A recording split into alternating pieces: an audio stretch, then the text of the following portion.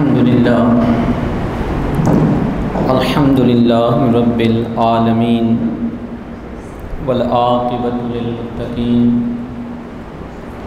الصلاة والسلام على سيد الأنبياء والمرسلين وعلى آله وأصحابه أجمعين وعلى كل من تبعهم بإحسان إلى يوم الدين أما بعد فأعوذ بالله من الشيطان الرجيم بسم الله الرحمن الرحيم قال الله تبارك وتعالى في القرآن المجيد والفرقان الحميد النبي أولى بالمؤمنين من أنفسهم وقال رسول الله صلى الله عليه وآله وسلم لا يؤمن أحدكم حتى يكون هواه تبعا لما جئت به أو كما قال صلى الله عليه وسلم اللهم رب اشرح لي صدري ويسر لي أمري واحلل عقدة من لساني يفقهوا قولي ببركته إن الله وملائكته يصلون على النبي يا أيها الذين آمنوا صلوا عليه وسلموا تسليما اللهم صل على محمد وعلى آل محمد وبارك وسلم وصل علیہ۔ معزز سامعین و حاضرین و بزرگان محترم،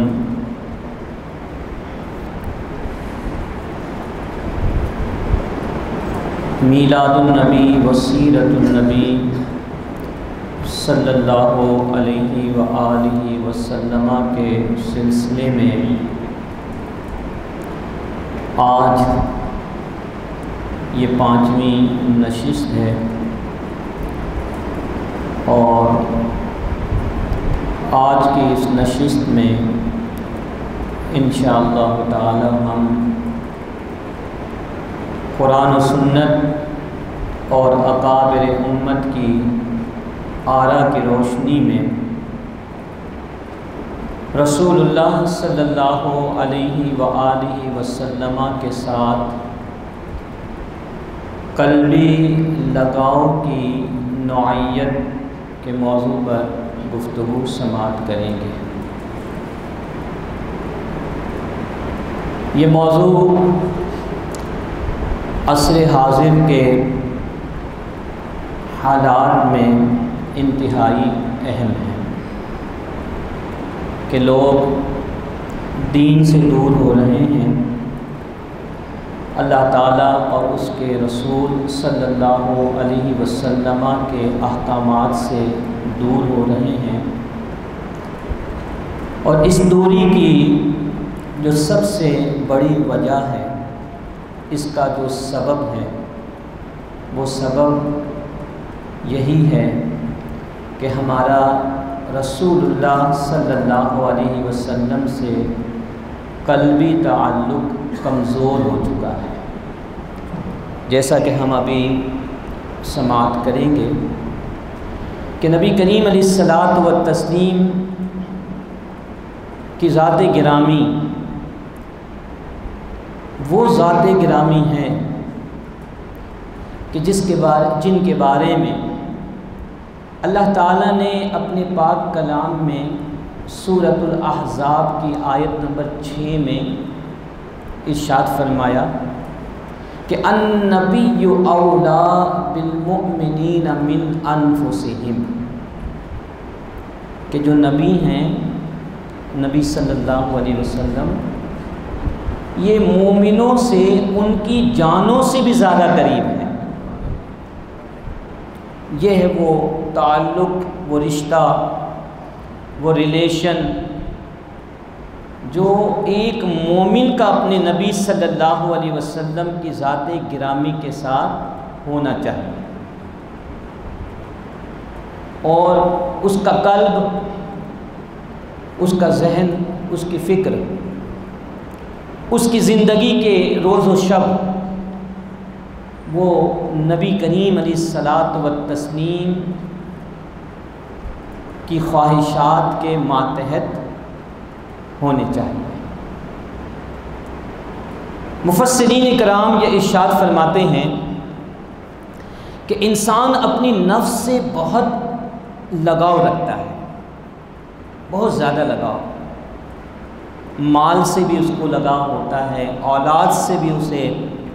ایک لگاؤ ہوتا ہے، زندگی کی اور بہت ساری اشیاء ہیں جن سے انسان قلبی لگاؤ رکھتا ہے، لیکن ان اشیاء کے مقابلے میں اس کا نفس سب سے مقدم ہوتا ہے۔ اور یہ معاملہ ہم اپنی زندگی میں کئی مرتبہ دیکھ چکے ہیں کہ ایک انسان اپنی جان کو بچانے کے لیے اپنے مال کو خرچ کر دیتا ہے، اپنی جان کو بچانے کے لیے اپنے مال کو چھوڑ کر بھاگ جاتا ہے۔ یہ کیفیت جب زلزلہ آتا ہے تو ہم اپنی آنکھوں سے دیکھتے ہیں کہ عام حالات میں ایک شخص تصور بھی نہیں کر سکتا کہ اپنے ہاتھوں سے بنائے ہوئے گھر کو وہ چھوڑے، اپنے گھر کو دیکھ دیکھ کر وہ خوش ہوتا ہے، اس سے ایک قلبی لگاؤ رکھتا ہے، اس سے محبت کرتا ہے۔ اگر کوئی اس کے گھر کی طرف میلی آنکھ سے دیکھے تو پھر اس کے مقابلے میں آ کھڑا ہوتا ہے، لیکن جب اسی عزیز ترین گھر میں بیٹھا ہو اور اچانک زلزلہ آ جائے تو پھر آپ دیکھتے ہیں کہ اب اس گھر کی محبت، اس مال کی محبت ختم ہو جاتی، نفس آگے آ جاتا ہے، اس کی جان آگے آ جاتی ہے، اور اپنی جان کو بچانے کے لیے وہ اپنے محبوب ترین گھر کو چھوڑ کر وہ باہر کی طرف بھاگتا ہے۔ یہ عام انسانوں کی بات ہو رہی ہے،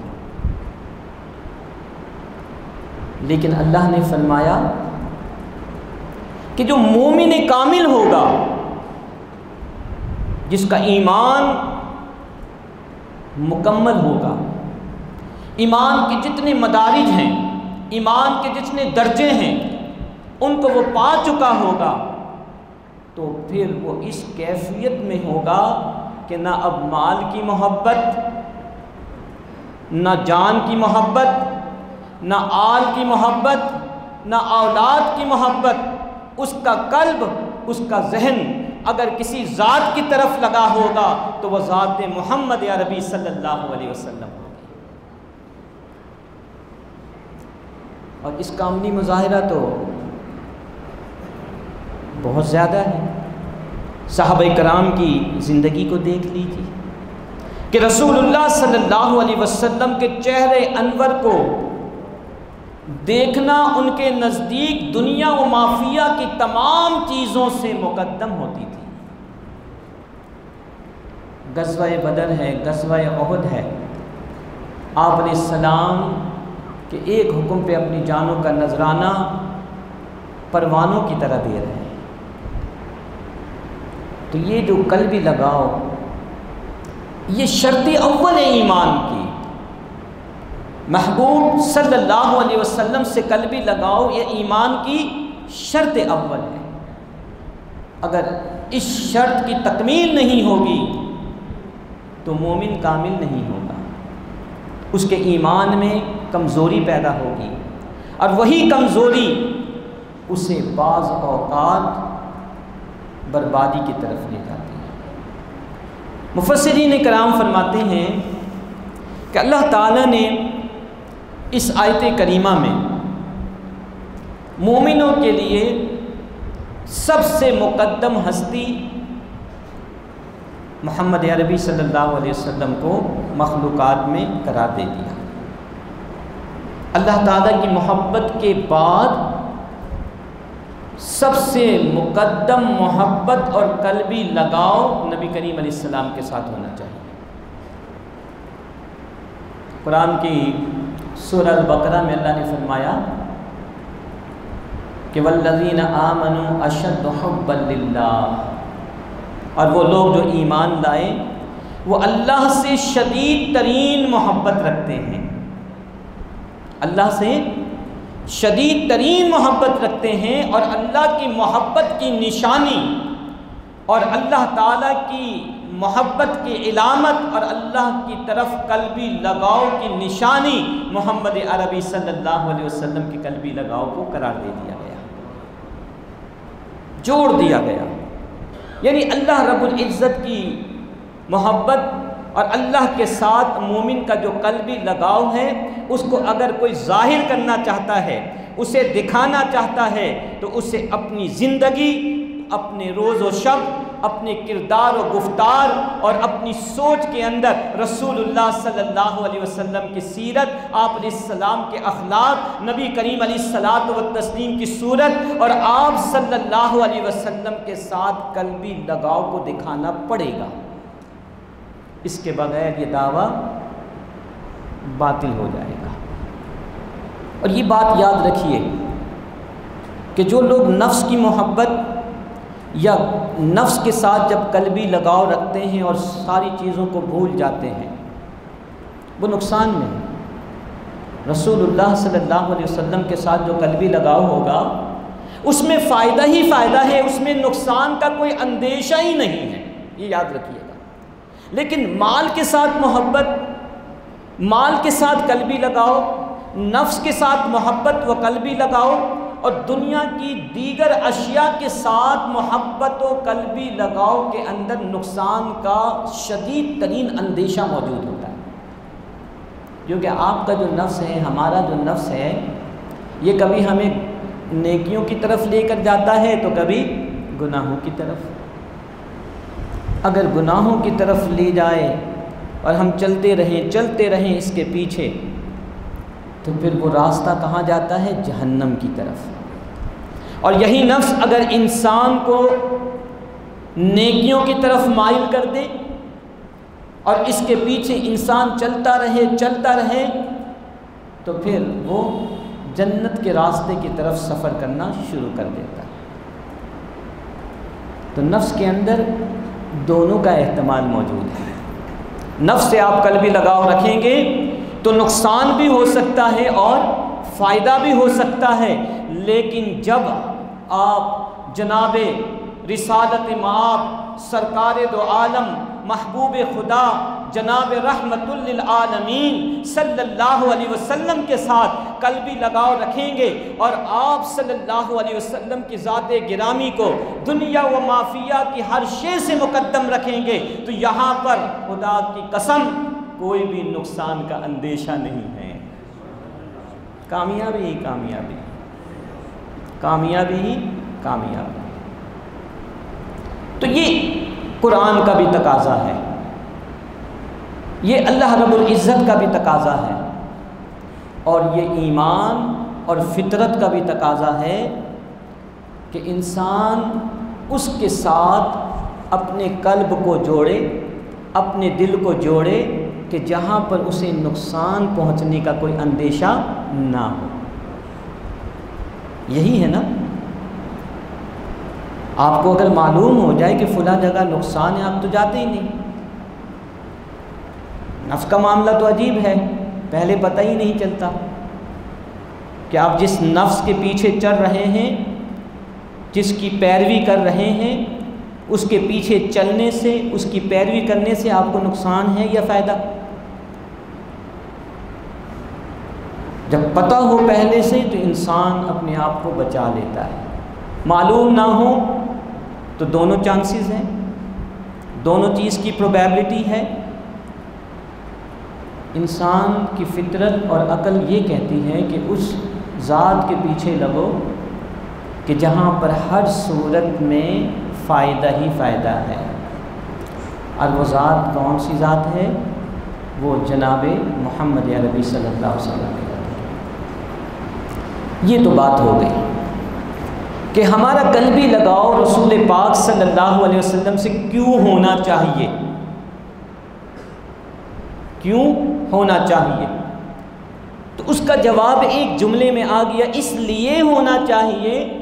کہ آپ کے ساتھ قلبی لگاؤ کا ثمر دنیا میں بھی، اور آپ کے ساتھ قلبی لگاؤ کا ثمر اور انعام آخرت میں بھی انسان کو سوائے فائدے کی صورت میں اور کسی صورت میں ملتا ہی نہیں۔ آپ دیکھ لیجئے صحابہ کرام علیہم رضوان کی ذات گرامی سے لے کر تابعین، تبع تابعین، اولیاء کرام، بزرگان دین، ہے کوئی نقصان میں؟ اسی لاہور شہر کے اندر حضرت داتا علی حجویری رحمت اللہ تعالی علیہ کی ذات گرامی رسول اللہ صلی اللہ علیہ وسلم کے ساتھ قلبی لگاؤ رکھنے کا ثمر کی سب سے بڑی علامت بنی ہے کہ صدیاں بیت گئیں، کتنے بڑے بڑے بادشاہ اس شہر میں حکومت کر کے نہیں گئے، سلطنتیں گزری، نہ ان بادشاہوں کے نام ہمارے بچوں کو یاد ہیں، نہ ان سلطنتوں کے نام ہمیں یاد ہیں۔ اگر ہمارے بچوں کو اور ہمارے لوگوں کو کسی کا نام یاد ہے اس شہر کے اندر تو وہ داتا علی حجویری کا نام یاد ہے۔ کیوں یاد ہے؟ انہوں نے کیا کر دیا؟ وہ بھی تو انسان تھے، ہماری طرح اس دنیا میں آئے ہیں۔ وہ کون سی چیز تھی، وہ کون سی وجہ امتیاز ہے کہ جس کی وجہ سے آپ کو اتنا بڑا مقام مل گیا؟ انڈیا میں خواجہ معین الدین چشتی اجمیری رحمۃ اللہ علیہ نظر آتے ہیں، گیلان میں حضور غوث پاک رحمۃ اللہ علیہ نظر آتے ہیں۔ کون سی چیز تھی جس نے ان کو ممتاز کر دیا؟ وہ رسول اللہ صلی اللہ علیہ وسلم کے ساتھ گہرا قلبی تعلق، گہرا قلبی تعلق۔ سامعین محترم، ہم اب اگلے مرحلے کی طرف اب چلتے ہیں۔